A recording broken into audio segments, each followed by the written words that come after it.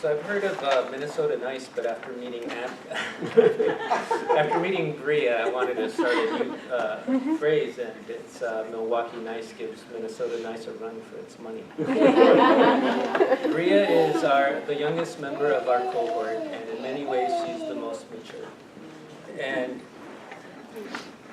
she's been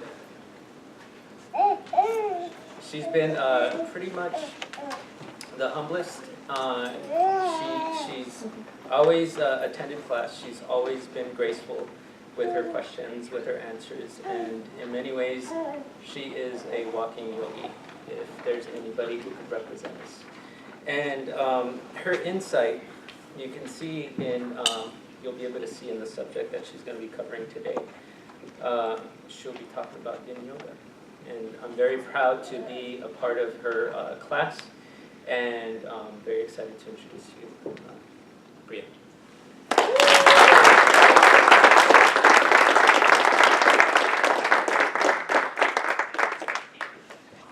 Thank you, Alex. That was very nice of you. Alright, so good evening, everyone. As Alex said, my name is Bria Maltby. I hope to keep your attention for these last 15 minutes of this approaching late Monday night. So tonight I will be sharing with you the essence of yin yoga, as I have discovered it through study and practice. In just 6 months, yin yoga has helped me find moments of quiet and stillness in my mind when seated meditations weren't working. In my thesis, I took a partially comparative approach and have applied concepts of yoga philosophy to this contemporary yoga asana practice, because what I have learned through much of my study is that some of the history of yin yoga comes from Chinese theory and thought. I hope to bring more awareness to this yoga practice because I believe yin yoga is beneficial for Americans to participate in to help bring balance to busy lifestyles. The main research question in my thesis was, what is the essence of yin yoga? Through personal experience, I have discovered that yin yoga helps to quiet and still the mind through softening and holding the body in postures for several minutes at a time. Because yin yoga is not a trademarked style of yoga, it is understood and taught in many different ways. Paul Gurley reintroduced and popularized yin yoga in the West in the 1980s. He was influenced by martial arts master Paulie Zink, an anatomy professor Dr. Gary Parker, and modern meridian theory expert Dr. Hiroshi Motoyama. Gurley offers yin yoga teacher trainings, predominantly looking through a physical anatomy lens. I was lucky enough to have been able to participate in Unit 1 of 5 teacher training modules, Bones, Muscles, and Poses of Yin Yoga, just a little over a month ago up in Santa Cruz. In the preliminary stages of the development of this thesis, I believe yin yoga was being perceived by many as a slow-paced yoga class focusing on deep stretching. I conducted research considering how yin yoga is being advertised and marketed in 75 yoga studios across the U.S., in Los Angeles, San Francisco, Dallas, Chicago, and New York. Results demonstrated that 96% of those studios are advertising their yin yoga classes to be slow, deep stretching classes. However, through personal exploration, I have found yin yoga to be much more than this. In Paul Gurley's yin yoga teacher training, he highlights 3 main concepts. First, he introduces the idea of skeletal variation, which essentially refers to the uniqueness of our physical body, our bones and our muscles. Second, he suggests that the purpose of yoga asana is to allow for the movement of chi to flow more freely in the body. And third, he believes there are essentially 7 main yoga postures, and all other poses are variations of one of these 7. So Gurley's concept of skeletal variation refers to our individual differences. Our bodies are complex and unique structures. Our skeletal structure is different from our right and left side, as well as from the person sitting next to us. Pictured on the left, maybe it's the right for you guys, are 2 different pelvis. So you may notice, it may be a little hard to see, some of the differences. But the main differences you'll notice are the size, the height, the width, and the orientation of the hip sockets. And the next picture shows 2 different femurs, or the large muscle in our thigh. And there again, you can notice the overall difference in size, the width, maybe how the bone twists differently, and the angle of the head of the femur. And these are just two small examples to show the individual differences in our bones, which contributes to our ability or inability to do yoga postures.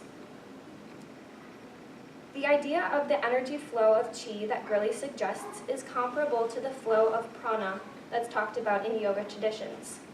The pranamaya kosha, or this energetic layer or sheath of our being, is deeply affected through yin yoga. On the picture here, you can see the energetic body is the second layer, physical is the first. So chi is a word that comes from Chinese medicine and acupuncture and is similar to what the Hatha yogis call prana. Both refer to this vital life force energy that's within each of us. In Taoist traditions, chi is thought to flow through meridians in the body. In Hatha, yogis believe that prana flows through the nadis of the body. Interestingly enough, both acupuncturists and yogis long ago became aware of the internal energy flow through an extrasensory perception during meditation. And pictured here are the archetypal poses that Gurley suggests, not including one of them. The main archetypal postures are shoelace, saddle, caterpillar, dragonfly, twist, downward-facing dog, which is not pictured here, and dragon. Gurley did not invent these postures. They are similar to most pre-existing yoga postures from other lineages. He just gave them different names. The yin postures are the first of the 5 pictured here. They affect the lower half of the body from the ribcage down. Dog and dragon are thought to be more yang styles or postures because they require more effort and muscular engagement. So to give you a visual as I elaborate on the practice of yin yoga, I'd like to invite up a couple of my volunteers at this time, Elizabeth, Susan, and Lydia, and they will be demonstrating one of the more unique yin yoga postures. So I have chosen a variation of the twist archetype, and this is called cattail. So ladies, you can find one of these yoga mats at the front of the room. And so as I outline the fundamentals of this practice, you can observe these women in the posture, their overall shape, the differences between each of them, and if anything visible changes over time. So at this time, you ladies can get into the posture. So to outline how to practice yin yoga, the practice is rather simple. However, simple does not mean easy. So first, we must identify the area of the body, either the skeletal segments or the muscular groups that are being affected or targeted. In this posture, cat-tail, the target areas are the quad, that thigh muscle of the back leg, the spinal column, since they're in a twisting position, and the lumbar spine, since there is a little bit of a back bend. The next thing to do in yin is to come into the posture at an appropriate depth. We call this finding our edge. And this is different for everyone. It's a balance between holding on and letting go, where we do not feel like we are using muscular effort to maintain in this shape, but can find a softening in the body. Then we must relax the muscles, specifically the target area. This practice is meant to affect our connective tissues and our mind, not our muscles, like most other styles of yoga. The next thing we must do here is hold for time. Yin yoga postures can be held anywhere from 1 to 20 minutes, but on average 3 to 5. And then optionally, practitioners can perform the rebound after the postures. This is a brief period of 30 seconds to 1 minute, either in a comfortable seated position, lying on the back with knees hugged in towards the chest, or lying in Shavasana.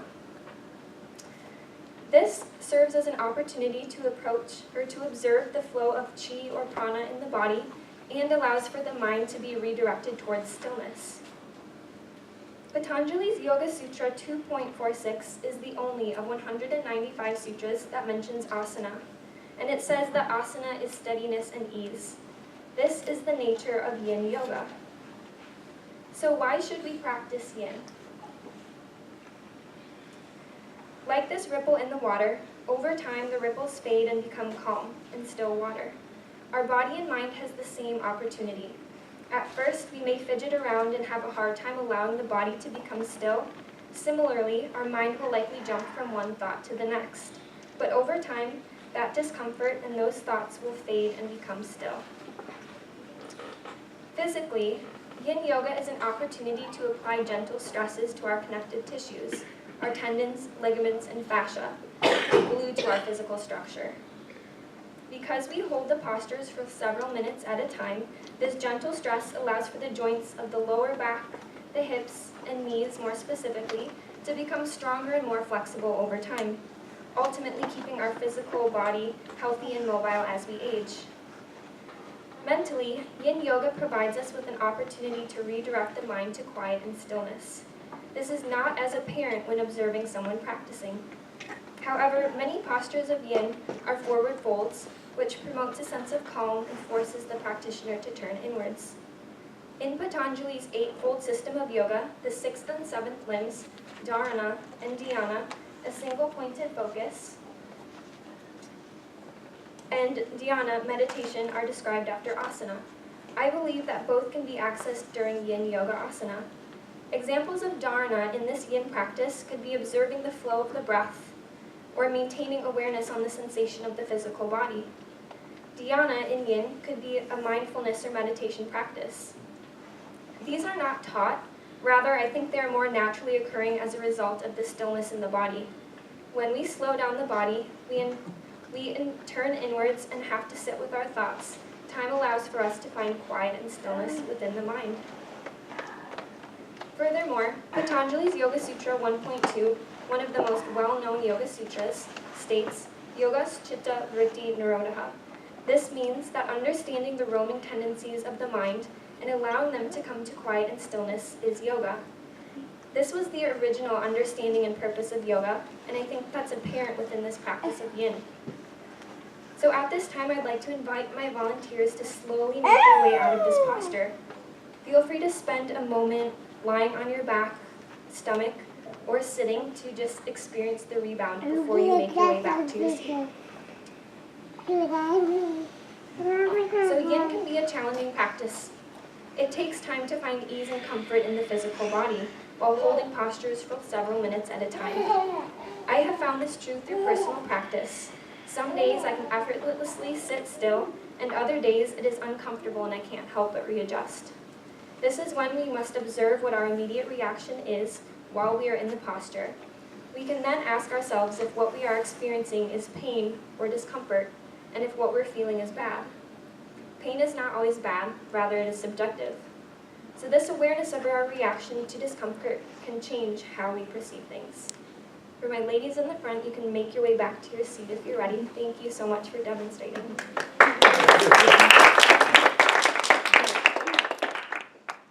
In another comparative analysis, I discovered commonalities between the original Hatha Yoga and contemporary Yin Yoga. I would argue that Yin Yoga is more similar to the way yoga was practiced when it originated in the Hatha tradition than most other contemporary styles of yoga today. The two elements I found to be most similar of the physical practices are asanas or postures, which were meant to be practiced still and steady and were utilized as preparatory practices for meditation, and then the bandhas, which are practices that move the energy within us. There are slight variations in these traditions, but when comparing the postures of Hatha and Yin, these were the most comparable. The yin-yang symbol that comes from Chinese traditions is the ultimate representation of balance and harmony. Yin and yang are relative terms. Both qualities are simultaneously present and occurring in all things, and are always changing. In yin yoga, yang elements could be things such as our breath, the change or transition between our postures, and the chi or the prana flow in our bodies. Yin elements in this practice would then be our still body within the yoga postures, in either our eyes closed or the dark room that we're practicing in. Similarly to the yin and yang symbol, the trigunas that come from Samkhya philosophy refer to qualities that exist in all things and are always changing.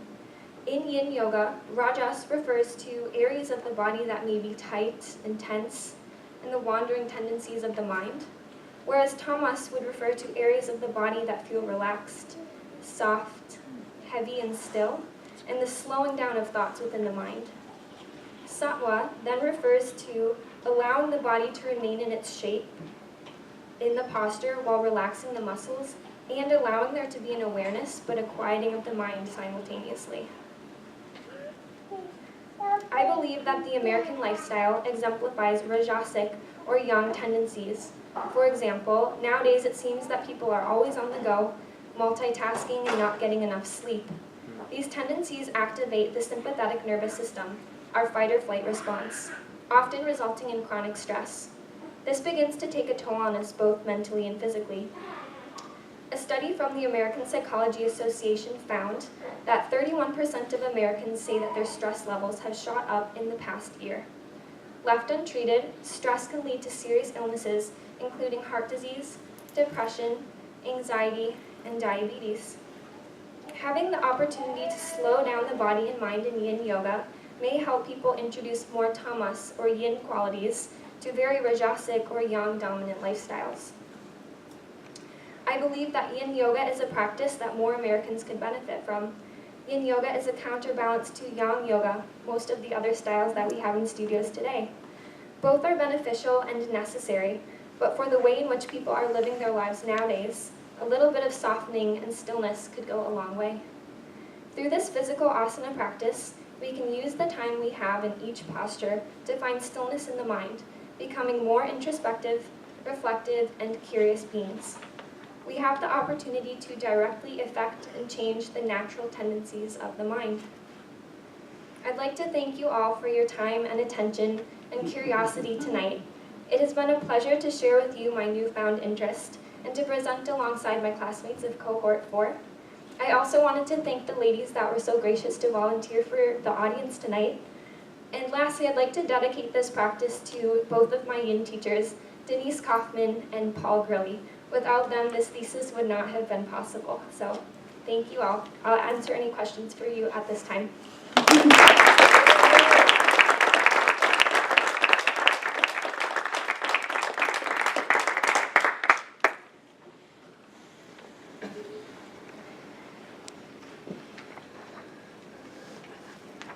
Yes. So the only place I do yoga is at 24-hour fitness, where you don't really get to choose, like what kind of classes they teach. So I just was curious, do you recommend someone, because it sounds like something that would help me a lot, do you recommend what path to do? Is it only at studios, or what's the best way to start doing yin yoga? It's not only at the studios. There are, of course, lots of avenues you can take online. However, if you're looking for a studio, I suggest Santa Monica Yoga in Santa Monica. That's where my teacher, Denise, teaches. But like I said, there are some YouTube videos that are free and that are really great. The names of some of those people are Bernie Clark and a girl named Cassandra. I can't think of her last name. So those are free options, but lots of other platforms online do offer yin yoga. But you can find them at some studios. You just have to look a little harder because they're not everywhere. Yeah. Oh yeah, Abby. Such a great job, Bria. Wow. So it seems to have caught fire in studios all over the country. And my teacher was Bernie Siegel. But I know a lot of people just say yin. We have yin yoga. How would one...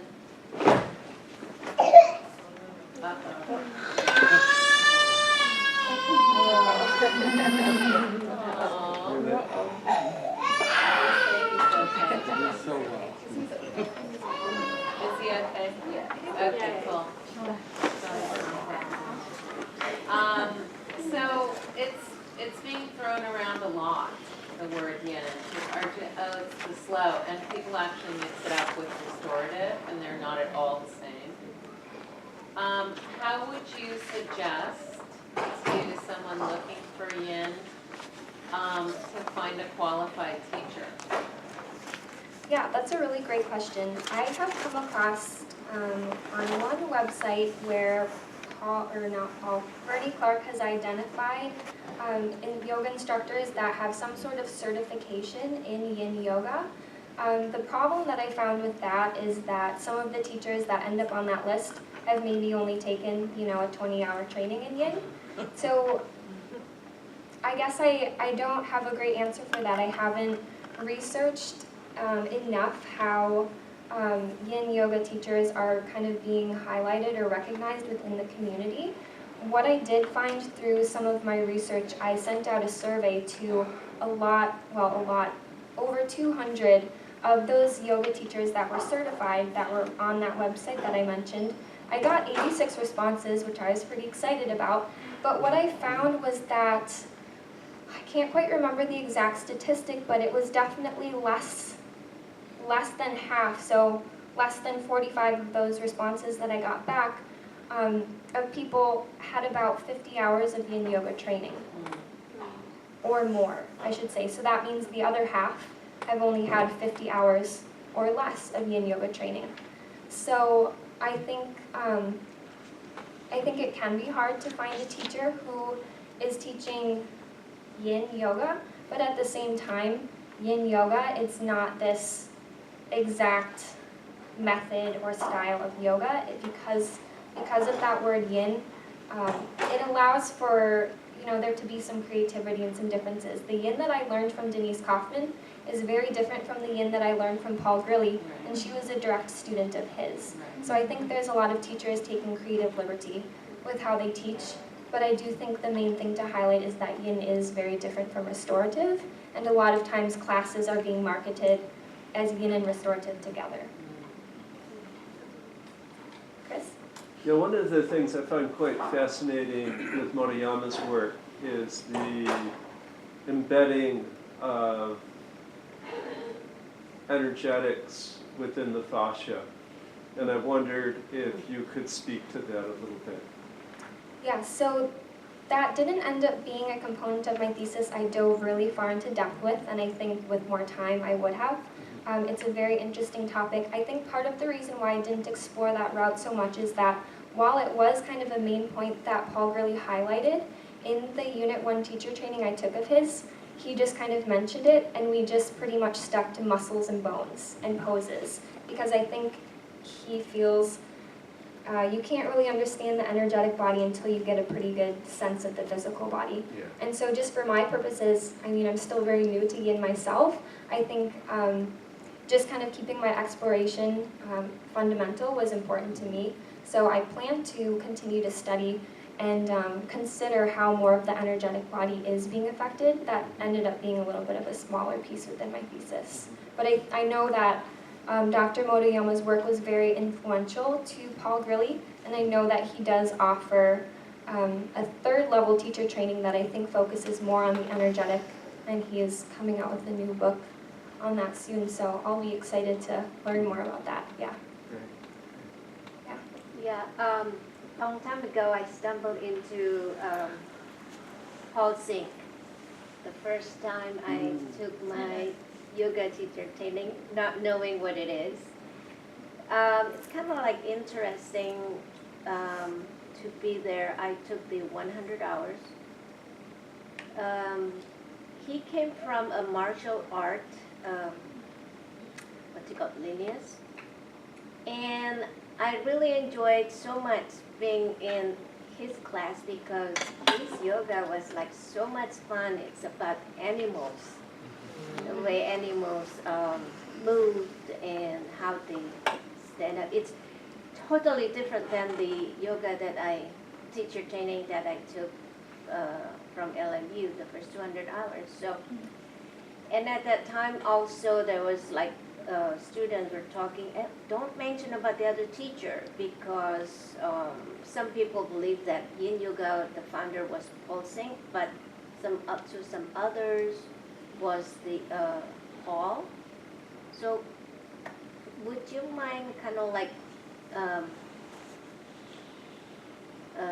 do you call it, maybe clarify who is the one who's finding the Yin Yoga? Yeah, so I did discuss this a little more in depth within my thesis. As I kind of mentioned, Paul Grilly was kind of the one who reintroduced and popularized Yin Yoga, but he was studying with and learning from Paul Zink, as you mentioned. And so a little bit of the backstory of that is that Paul Zink was this martial arts master, Tai Chi Men, I think. It was a monkey kung fu. So he did integrate a lot of animal-type movements into this kind of martial arts form. And so with this kind of intense training of martial arts, he was practicing at the time what he called Taoist yoga. He wasn't calling it yin yoga yet. And this was just stretches that he was doing to complement his martial arts practice of really long holding postures seated on the floor. And so that's kind of the piece that Paul Grilly ended up taking from Paul Zink's teachings once they met. And that's kind of the route that Paul Grilly took with expanding on these teachings. He was initially calling what he taught Taoist yoga to kind of uphold the tradition that he learned from Paul Zink, but he realized he wasn't quite doing it justice because the yoga that he had learned from Paul Zink was just a portion of his teachings. And so later on, the term yin was developed. Thank you. You're welcome. Anybody else? Alba? Thank you so much. That was great. I love yin yoga, so I would love to read your thesis. But I have two questions. One is more related to what extent do you think it's an appropriation? I mean, Paul, what's his name again? The one? Paul Grilly? Paul Grilly. Yeah, I mean, he's not the one who started yin, because we studied Hatha yoga. We saw the postures on the Hatha yoga Pradipika, the Jayamda Samhita. We saw how these postures used to be done hundreds of years ago. So he just, well, as you explained, he used also the Chinese philosophy and the Chinese, and he kind of mixed it and for me appropriated in some sense and created this yin yoga and popularized it. So what's your opinion about that a little bit? I mean, we are doing that a lot in yoga, it's a dynamic, but to some extent, I don't know, I see it sometimes. I don't know, I just want to know your opinion. And the second question is about, my second question I forgot. So in response to that question, I guess, I think people just get excited about what they learn from people who inspire them, and I think that's why they choose to teach. I think that Paul Grilly recognizes that this practice of yin that he has kind of offered to everyone is just kind of his interpretation of this practice. He isn't trying to kind of sell this as a complete system of yoga. He's not trying to claim that this is something completely new and that it belongs to him. He actually addresses the fact that many of these postures that he's teaching come from Hatha. That's why my analysis here was my comparative analysis was very brief. It goes into more depth within my paper. But he very much believes that these yin yoga postures are very foundational to the yoga that originated in India. So this is just kind of his offering to the practice.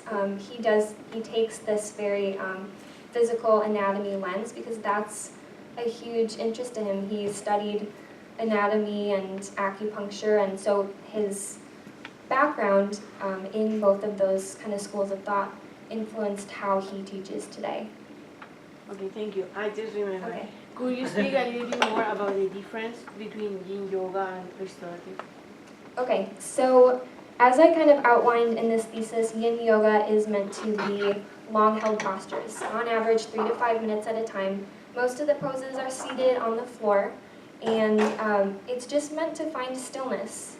There's a couple approaches with how you can practice. You can, allow the body to be completely still during that time, or you can find a little more of an explorative approach and kind of move and feel into different spaces of the body. But at the end of the day, it's still holding postures for a much longer time than you would in other yang styles of yoga. It can be a really restful and relaxing practice, but that's not quite the intention. The intention is, to kind of stress the connective tissues and then to allow for the mind to quiet. Restorative yoga, at least what I understand of it, is it's meant to, the whole purpose of practicing restorative is to relax. That's kind of Judith Lassiter's approach to restorative. And in restorative, they use a lot of props like bolsters and blankets and blocks to add comfort to most of the poses, so you're supporting the body in a way that the body can relax. So you're not really using muscular effort or any physical engagement in the posture, you're just relaxing. Yeah, so I guess those would be kind of the two biggest differences between those practices. Yeah. Anybody else? Great, thank you everybody.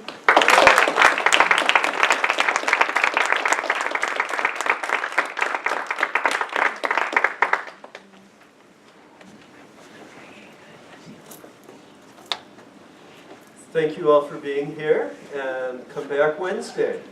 We'll be down the hall at the Macintosh Center at 6 o'clock, and we will flip a little bit. We're going to start with presentations, then we'll have food, and then we'll have ceremony. So hope to see you all Wednesday.